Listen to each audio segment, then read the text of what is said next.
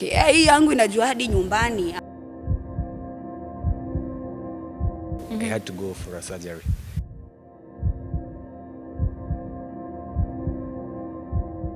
Hello people, welcome to PCA Unity Youth Podcast. I'll be your host, Eve Kemoro. I hope you're going to enjoy this segment. We are going to interact, enjoy and have fun. Karibuni. Globally, approximately 1.3 million people die due to road accidents. Here in Kenya, between 3,000 and 13,000 people die due to unsafe public transportation. Today, we have road accident survivors who are going to share their story with us. I hope you're going to learn and be encouraged by their story. Hello, guys. Hello. Hi. Please introduce yourself. My name is Ian Budia, a road accident survivor. My name is Susan Wahundonga. I'm a road safety advocate. I'm also a model, and currently I'm working with Motorist Association of Kenya. So we're going to start with Wahundonga, who is going to share her story about how she survived a road accident. Wahu, you can tell us your story.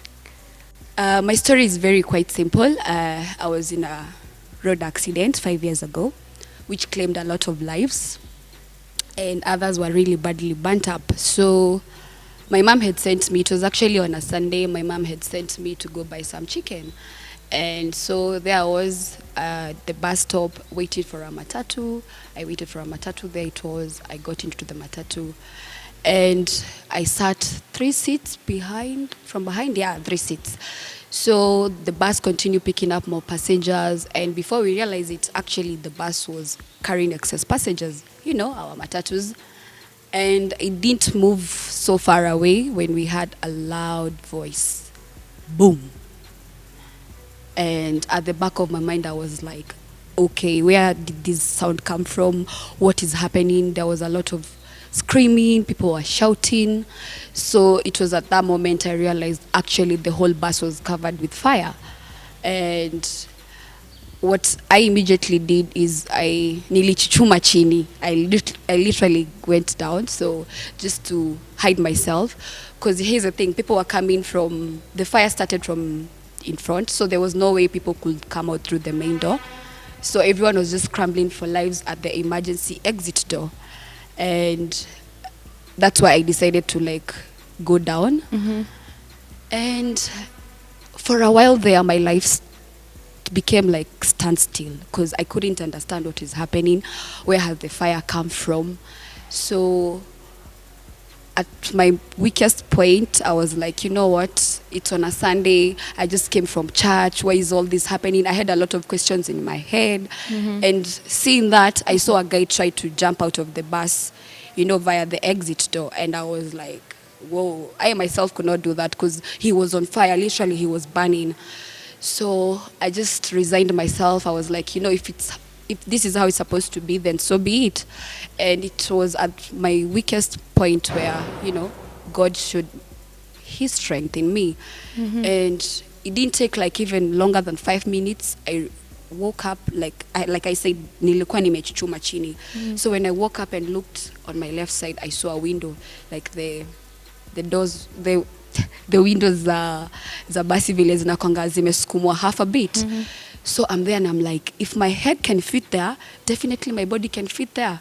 So immediately I just jumped out of the other side, mm-hmm. not wanting to know what I was going to find on the other side. Because remember, everyone was scrambling their lives kuja huko nyuma. Mm-hmm. So I jump and immediately I realized actually I'm among the first people to get out. When I was in the bus, mm-hmm. my mind was moving. In my head I was like, I'm thinking so slowly, but surprisingly when mm-hmm. I got out of the bus, I was among the first people to get out. So I'm there and my hair is on fire.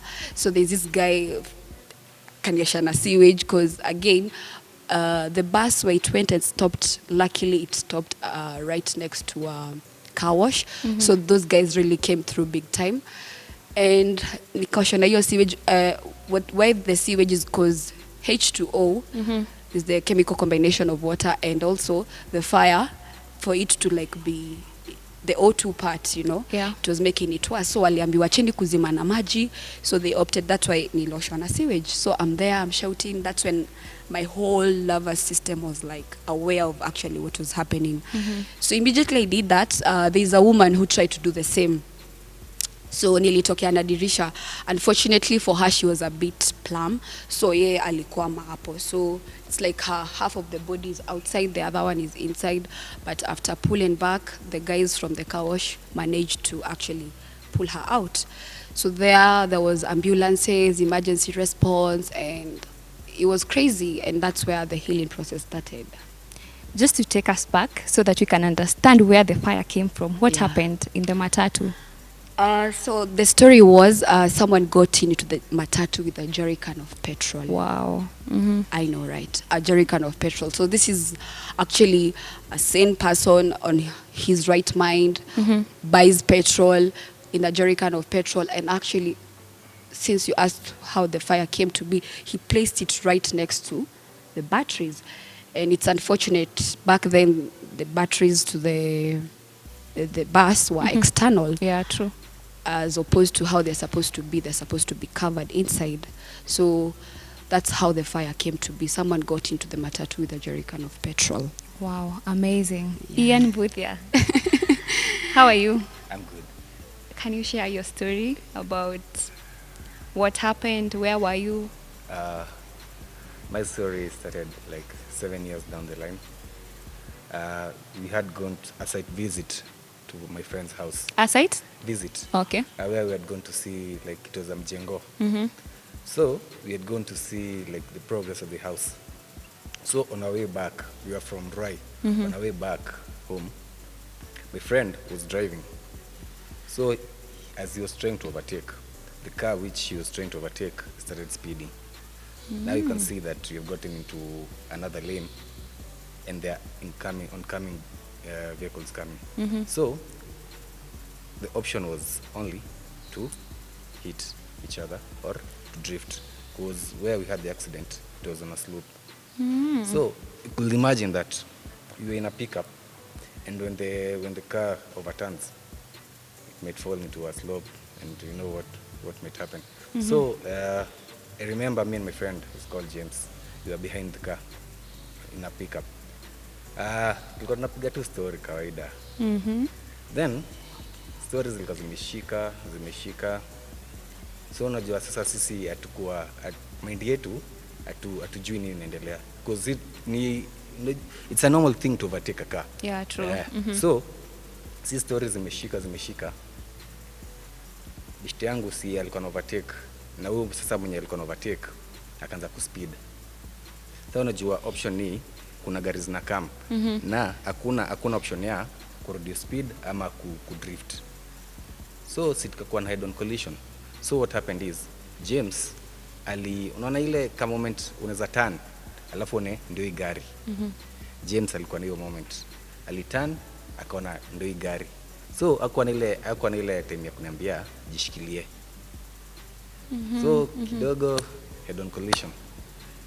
Mimi after hapo, like, sikumbukagi kitu yote. The only thing after there I remember is waking up in a hospital matter. That was after I was from ICU. Wow. That's what I remember. Because the accident happened on 6th December 2013. How many were you in the vehicle? We were like,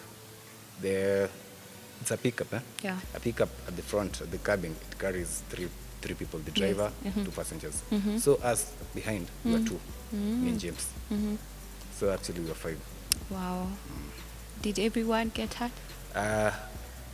Bad luck, I was the only person who got hurt the most, because I'm the only person who went to hospital, I'm the only person who went to ICU.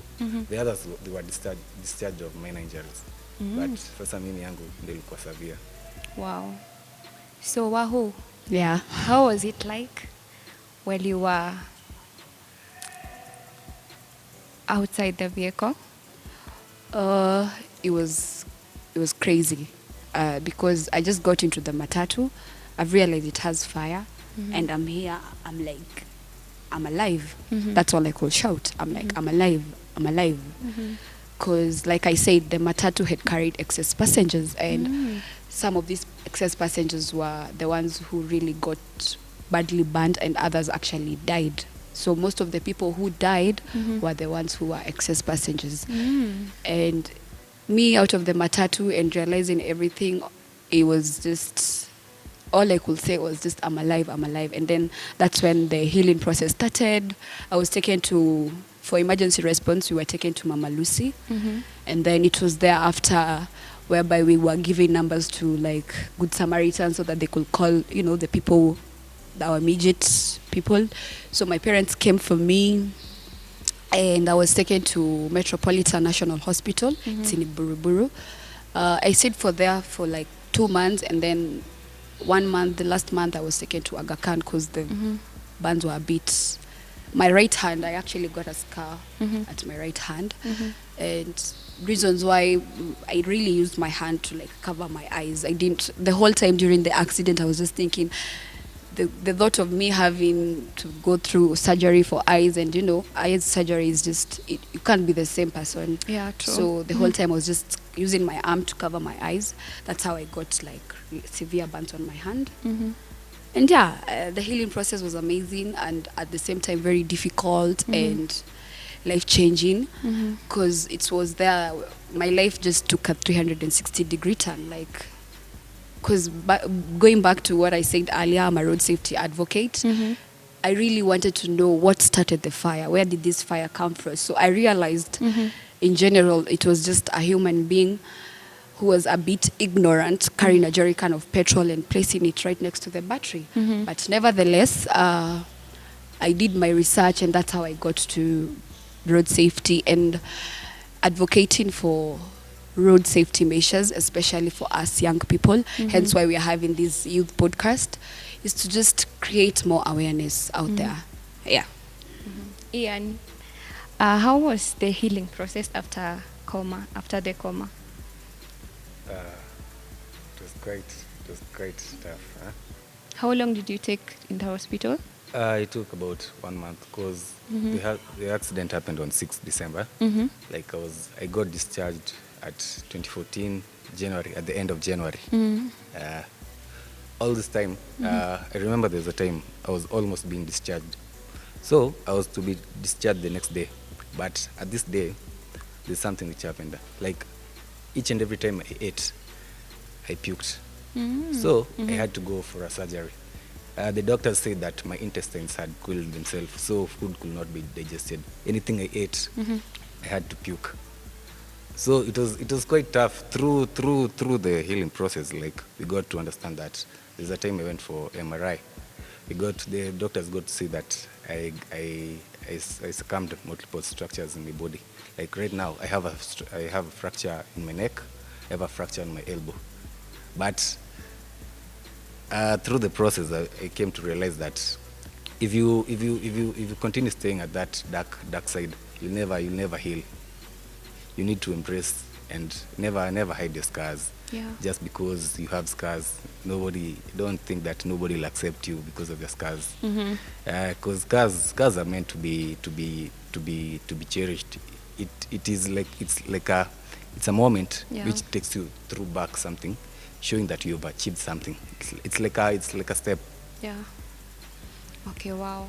There are many people outside there who have had road accidents, who are going through issues until now. Maybe others had their accident 10 years ago, but they don't have the courage to tell their story. Yeah?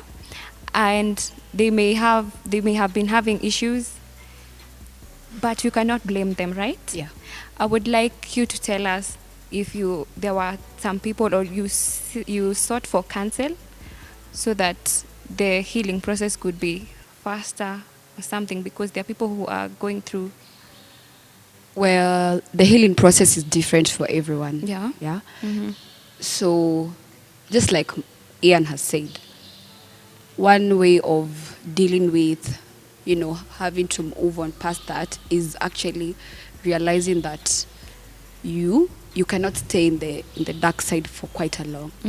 See, staying in the dark, what it does is just, like me personally, the reason why I'm saying healing process is different, I chose to put up walls. I really didn't talk to people. I really shattered people. Like, I didn't want people around. I didn't like mirrors. I had scars, facial scars, and being a girl, you can imagine having to wake up one day and I have a birthmark. The birthmark had gone. So for me, it was a lot. And like Ian has said, I had to actually realize these scars were a proof of what I had gone through. Like, I actually went through it and I survived through it. So it came in with time, step by step. I remember there was this one time I had said, you know what, now let me just try, and because I was going outside only during the night. So for me, that day I was like, it's during the day, let me go and buy some credit, and you'll be surprised with how unkind or cruel human beings can. So, our boda guys, I passed them. So my face was still healing. So I was looking like as if I was trying to bleach or not. So I remember there was this one guy who said, made a joke, said, oh, this she was trying to bleach and it backfired. So at that moment, all I could think was, this guy doesn't even know what I've gone through. Like, you're out here trying to, diminish me.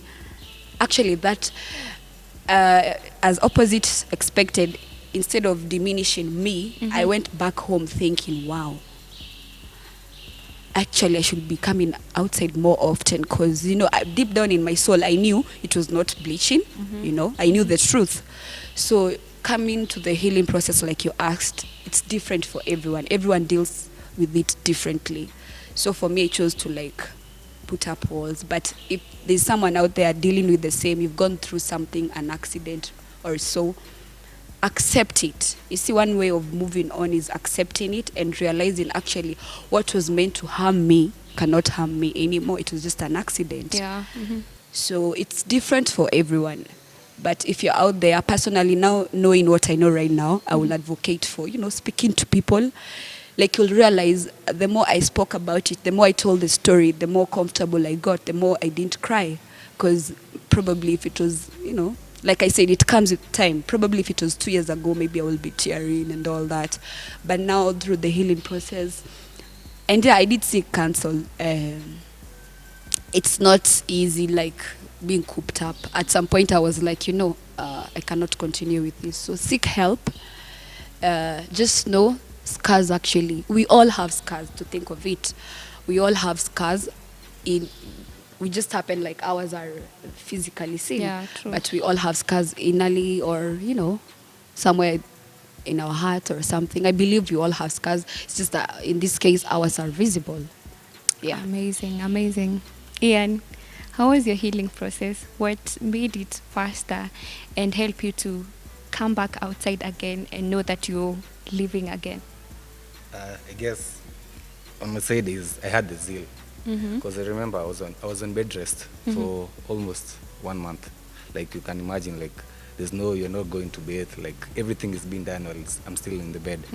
So if I wanted to go for a call, I had to press a bell for the nurses to come with a cup of tea.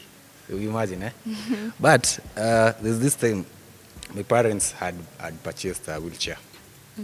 So the purpose of the wheelchair was to move me around. When I wanted to go and bask, I was to be kept on the wheelchair, go bask. But I remember there's this one time, they came with the wheelchair. So I was like, hii ni nani? Miss Kali kiti. Then my mom was, unajua ni mgonjwa, ni acha kichwa ngumu. I told her, nimesema skali kiti na skali. So wadi yangu najua tulikuwa second floor. So tulikuwa naenda kuota jua chini. So nikamwambia, mimi juu wheelchair mtarudisha tu, mimi sitaitumia. They were like, wewe unatuchezea. So hiyo siku tukienda kuota jua, nakumbuka nilisimama nikatembea, like I walked. They were like, utaanguka. Nikamwambia, wacha nianguke, but mimi naweza tembea. So unaona hiyo zili ya kutaka it's like a toddler, the first baby steps. Anajaribu, anaanguka, but the baby still pushes. Sasa that's hiyo ndo kitu ilikuwa inani push. Then juu nilikuwa I was engaged na road accident. Ingefanya nisiwahi drive tena. Yeah. Unaona? Yes. Like, kuna vitu tu nilikuwa nasemaga, nikitoka hapa lazima niende nifanye. Yeah. Because the moment ujidegrade, useme maybe naweza rudi hapo, outai succumb to your past, utakuwa tu always hapo. I think that's what helped me. Alafu my friends, I had a lot of friends like walikuwa, unajua the joy of a sick person is hata si kupatiwa dawa, ni kuona watu mkuje mcheke. Amazing. That's how sick people heal faster than the medicine, unajua. And with God, everything just happened. As Amazing. in, I will say that mine, it's like a miracle. Because being saved from the dens of a lion, like from 6 inches foot, sahi kwenye niko. Yes. Yes. Amazing. So Miss Wahu, Yes. tell us about your foundation. So after all that happened, the healing process, I realized that, okay, because I did my research well, I realized, just like you've said, yearly Kenyans between 3,000 to 13,000 die because of road accident. True. And those are just the only ones that we know from statistics. There are those ones whereby an accident happens and that's it, and probably amepelekwa hospitali, but they die later. So in my case, why I narrowed it down to, like, having a foundation. First of all, it's called Road Accident Survivors Campaign Initiative, RASCI, at Wahu Ndonga Foundation.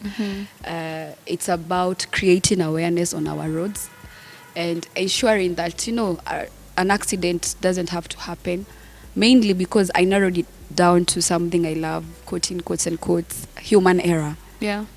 When I say human error, just to give an example, in a case for Ian, you see someone overtaked. People have normalized doing the wrong things as doing the right thing. Like, if you're doing the right thing, siku hizi, it's like you're doing the wrong thing, and people even looking at you like, you'll be driving on a road, you're following the lane vizuri, but you'll see someone coming, boom, amekupitanisha, alafu hata maybe anakufanyia something like this, So I realized all these norms we've created as human beings, which I love to call human error, is something that is gonna cost us way much more if we're not careful. Why am I saying this? Is because from those 3,000 to 13,000 people, I'll let you know a few of them is youth. And since our podcast is about youth, it's going to be a series of, podcasts just trying to reach out to youth. I realized, wow, so a fifth of these guys who die are youth. Yeah. It's the same youth we need as a nation. It's the same youth we need as a country, as globally. Because everyone right now, I realize also, like this generation, the youth right now, we are so dependent. Like let me rephrase that. A lot of people, not even people, a lot of generation, like the generations to come, like really depend on what this generation of our youth we're gonna do. And by youth, I'm meaning from 12 years to maybe 35. And that's the same group people wanakufa haraka. Why? Because of human error. May it be drinking and driving, may it be, overlapping, that guy who carried a jerrycan of petrol, overtaking, all those small things, the norms, which I'm calling human error. I realized there is need for sensitization of information. I'll say what everyone says is, it's true what people, it's actually true what the word says. My people are suffering or are dying because of lack of knowledge. Because like that guy who carried a jerrycan of petrol, I mean, honestly, in all honesty, it's a jerrycan of petrol, alafu tu nakam unai placed right next to the battery. See, that's, for me, I figured as much as it's ignorance, there's need for information. There's need for, people sensitizing the need of doing the right thing, especially on the road. And why am I saying this? Is because, like that day, those guys who are excess, those were the guys who died, most. Watu wenye walikufa walikuwa ni wenye walikuwa excess. So all these things that we have normalized, that's what I'm trying to change. My foundation is here to change the narrative, in short, if I can phrase it that way. It's to create awareness, is to prevent someone else from dying because of, someone just felt right, he can drink and also drive. And I'll also quote something else, that young people or, everyone wanapenda tu assume things. This time I'm chilling with my friends and I asked the guy, so you're drinking and you're driving? He's like, yeah, hii yangu inajua hadi nyumbani. I'm like, okay. So, people need to realize that life is much more than what people have just normalized it to. I mean, take an example of whereby a bus matatu driver, when you're driving there over speeding, umechapa kona hivyo, iko na kelele. Mind you, you're carrying a pregnant woman in the bus. That pregnant woman is having probably her own issues as being pregnant. You're there, ati juu nataka kubit rush hour, wende uchukue watu wengine urudi. We need to realize life is much more than what people have normalized to. Hence why my foundation, it's here to create more awareness and to just ensure an accident doesn't have to happen to anyone else because of something that could have been avoided. Yeah. So my foundation mainly is to create awareness out there, and especially to the young people, because that's where the main thing is. And they don't realize this, but this generation is really needed a lot. A lot of other things are going to depend on whatever choices we are going to make as youth right now at this point of life. So pretty much about my foundation. Amazing, amazing, amazing. Yeah. So Ian, as we conclude, how has life been after the accident? I think after the accident, always, each and every day as I wake up, there's a Bible verse, Matthew 28:20. Says, Wow. I am with you always. So it means that God is always with you. If He saved me from the accident, there's nothing which can make me feel that I do, like I can't do it. But with God, each and every time you walk through God. Like before, when you wake up, after waking up, just say a prayer. Thank God for the day. Ask God to walk with you through the day. That's what leads me. That's what keeps me going. And after the journey, after the healing process, like I remember before I got into the accident, I used to dance.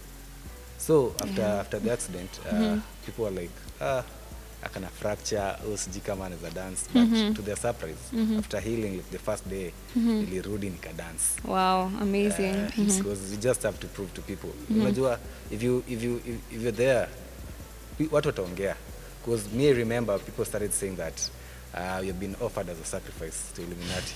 Because nakumbuka hiyo gari tulikuwa nayo ya beshte yangu, like the father, alibai gari ingine. So like people were like, unaona wamejenga, unaona amenunua gari, alikuwa ataka ni wako Illuminati. But if you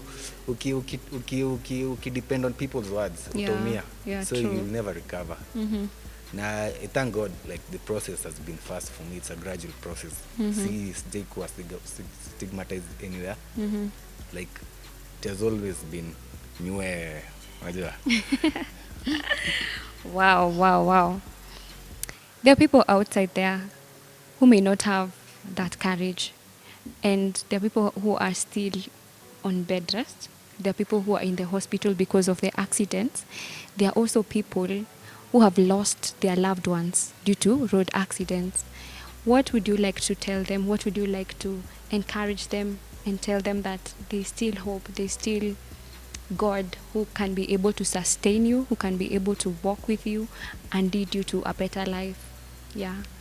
As we conclude, Wahu, you can start. For me, if you're out there and probably you're going through something like I said earlier, or for me, actually, let me tell you guys what happened. My world stopped during that fire because I was like, "Wee, imoto na imetoka wapi?" I was literally in hell. So I was burning up. I'm thinking, but in my moment of weakness, like I said, I had resigned myself. That's when God decided to show His, power in my moment of weakness. So people need to really trust in God, and probably even if you're not a believer and you're going through an accident or whatever it may be, remember this, that God can always turn around situations. Why am I saying this? Because like in both my cases, Ian and me, what was meant to kill us, what was meant for evil, actually God turned that out and for his glory. I mean, look at him, he's a DJ and all, and mentoring other people. I mean, look at me, I'm advocating for road safety. So if you're out there and you're wondering why me, I know it won't make sense right now, but trust the process. There's power in trust in the process. It doesn't just happen overnight. Hatukuamka tukiwa hivi na yeye and now we're okay and we can tell the story. No. Yeah. There's that healing aspect we've talked about. Yes. Trust the process. And also, I believe in miracles. Why? Because I'm one too. Amen. Like having to face your own death. I saw my own death, like this is me dying. But then again, in my moment of weakness, okay, before then, I wasn't born again, but I was still a Christian and walking through life with him. But for me, during that, because it happened in 2015, I got born again in 2017, round about there, and actually in this sanctuary. So for me, I was like, hiyo moto haikuwa normal, you know. I realized even for an accident or anything, it made me actually know that God is real. I'm not saying I wasn't knowing that God is real back then, but it actually gave me a testimony to like tell it to you guys or to whoever is going to be listening to this podcast that there's God out there. He's there. He's real. I mean, and he's a God of many chances. And all these accidents we hear also, and people think it's normal. Like I said, people have normalized so many things. Going back to work or to work and back home, it's not a normal thing. No, it takes the hand of God for that to happen. So if you're out there and you're dealing with all this, just trust in him, trust the process. I know it's gonna sound like me. If you told me 5 years ago I would have my own foundation, actually an NGO in the making, singekuamini, you know. So trust the process. There's power in trusting the process, and also praying a lot. You'll realize that some of these accidents, as I did my research, I realized, and actually I heard from our pastor, he preached some time back about altars and types of altars. There are also demonic altars out there. So you never know what the devil or evil, you know, wants to do with your life. Remember, that's his work, to come kill, destroy. There's also the other one, but that's what I'm trying to say, that in all these things that you're going through, if you're out there, also generally, even whatever we are facing right now as a country, as a nation, as a world, globally, we need to realize that we had normalized so many things as, you know, is normal, and it's not. So people need to realize that in God there's everything actually. Amen. And everything is for free in God. Out here you gotta pay for everything. In here, tell you what, joy in abundance. So yeah. Amen. Ian. Amazing. You have quite a story. I think mine is just to encourage anybody who's going through this tragic period after the accident. Don't give up. Even if you lose a part of your body, the most important thing is that you're breathing. That's the best gift ever in life. You could have lost your hand, you could have lost your legs, anything, but as long as you're breathing, you'll just give thanks and always have a hopeful future. Usikue discouraged that just because ulipata accident, because unaweza pata kuna mtu hata alitegwa akaingia kwa mtaro, like see maina, but people tend unafanya ikwe kubwa. In the Bible, the story of the mustard seed, God says that just have a faith like the mustard seed, however small it is. You can go anywhere, you can be elevated to any place, to anywhere. Just have hope. That's the only thing I would like to say. Wow, amazing. So guys, give thanks in all things. That is what I've gotten from their story. Give thanks in all things. As long as you're breathing, there's still hope. Be encouraged and keep on keeping on. So guys, are you ready? For what? I have a surprise for you. We're going to have an amazing game. Are you ready? Are you, Mavela? So this is what we're going to do. Let me first introduce my partner. Do you know what this is?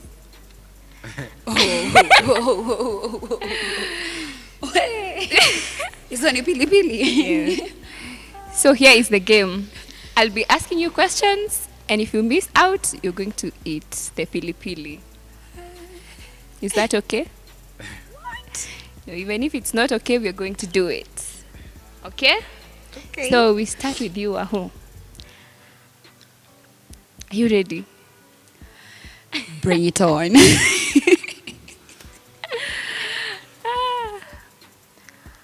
Kenya is a country. Tunafaa kudrive side gani? Keep left. Keep left. Amazing.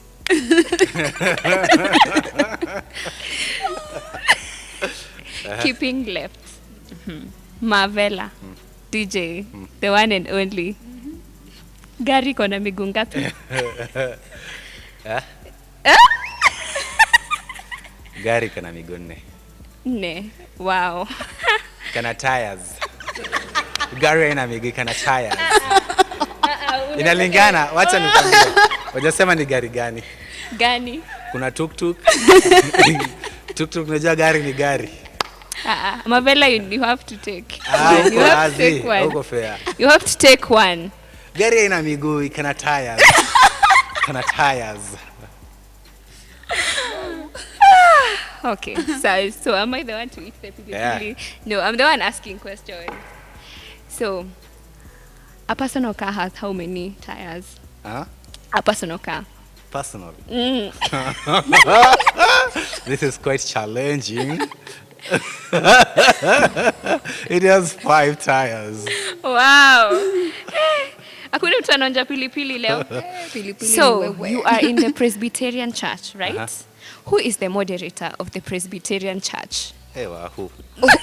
No, it's for you, Marvella. It's for as you. in- Who is the current moderator?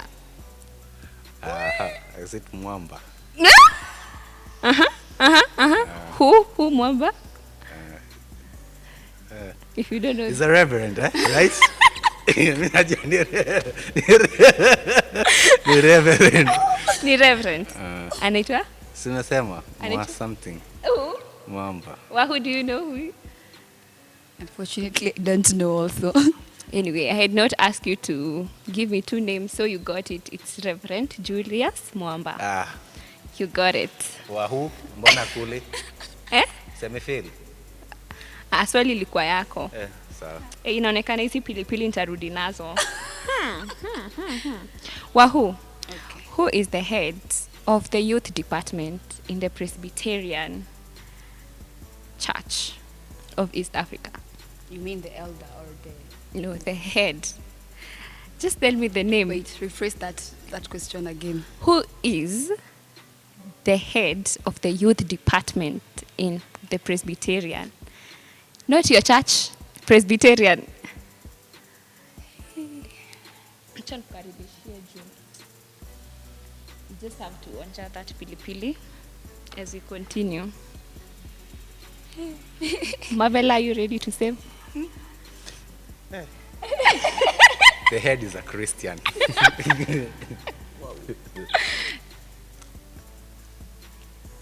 Wow. Unameza na maji? I think hiyo maji tungetoa.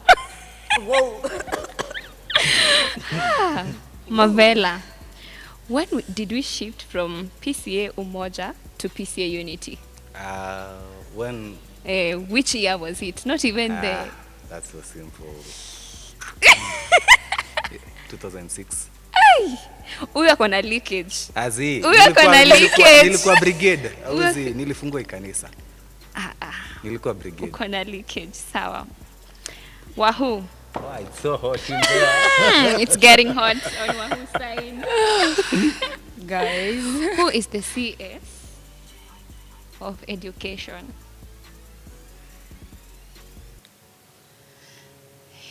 Mungu Baba Mwenyezi. Wait, was it the CS for education? Ma? Wait. Mama yao. Hey, wait. It starts with an M. 5. Magoha. Wow, amazing. Oh, guys, I was getting it up. Mavela, if you get this right, I know you have leakage. Really? If you get this right, I know you have the leakage. So we have 3 quotes. 3 quotes in the Presbyterian Church. How many? Tell me. I've actually told you we have 3. 3 quotes, yes. Namely? 3 quotes. How? 3 quotes. Where parish, the pastoral, kuna AGM. AGM.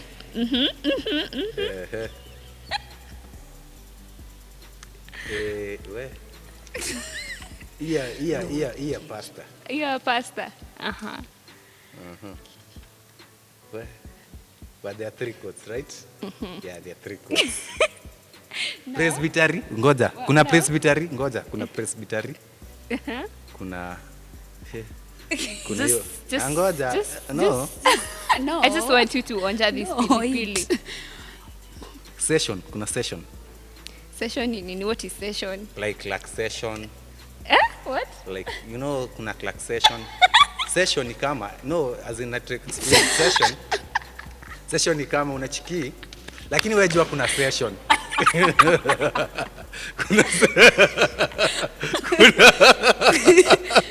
Kuna session. Oh my God. Kuna si nimejibu. Okay, so but you have to eat the pilipili. Hakuna kujibu umejibu. We. You are wrong. You are wrong. Hakuna session. Onja kwanza nikwambia. Kula pilipili kwanza. Just take. Si kuna presbytery. Presbytery ndio church. Onja pilipili kwanza. It's getting hot. Wow. Hot. Hajakula. Haujauma. Haujauma machozi. Haujauma, no cheating. Uma.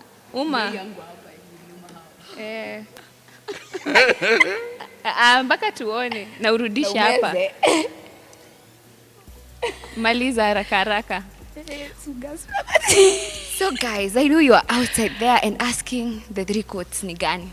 So we have wahu atayo hauna assembly. The assembly. So Mavela was almost there. He tried, but akisema session ni nini? Jam session ama? Lakini Anyway. session is session. So we have the CAC session, we have the presbytery and the general assembly. I meant the assembly, the general assembly. Kule nimesema nini? Si nimesema presbytery. Tuendelee. So the last question, ulijaribu, ndio nimesema ulijaribu but kusema zote. Lakini si nimesema 2. Ndio maana umekula pilipili nusu. Wao pia kumaliza yake. Atamaliza. So, the last question. How many elders do we have in this church? Whoa. Mimi. Yeah. Yes. I say ni mtoka kula pilipili. How many elders do we have in this church? Elamburu. No, I want the number. I don't want their names. They are a lot.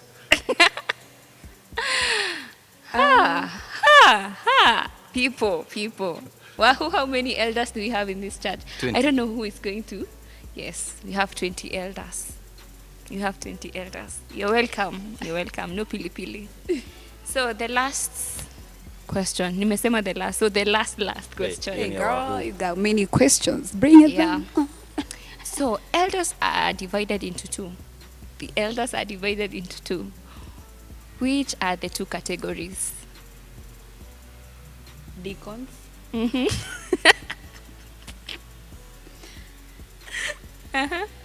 Deacons and Ebenezer elder. Jesus elder. Acha hizo. 5, 4. Wait. 3. This is why I'm taking another paper. Chill. Hiyo kama hujui. Wait. Mavela, do you know? Wakula pilipili. Relax. kuna deacons. Elders, kuna elders, deacons. Goja. Oh, get the questions. Hakuna, mbona wewe Wait. Namfanya? Namfanya? Namcorrect kwa nini? Nimemuuliza kuna There are elders, two types of deacons. elders, eh? Yes. Among the 20 zenye amesema, they are divided into 2 categories. So which one and which one? Church elders. I know they're all church elders. Church elders and district elders. we need to go home. Guys. Ai. Well. Mavela, help. Oh. I think we are done for today. We are out. So, do you know the answer to that? Pastor. Na yengine nimesahau.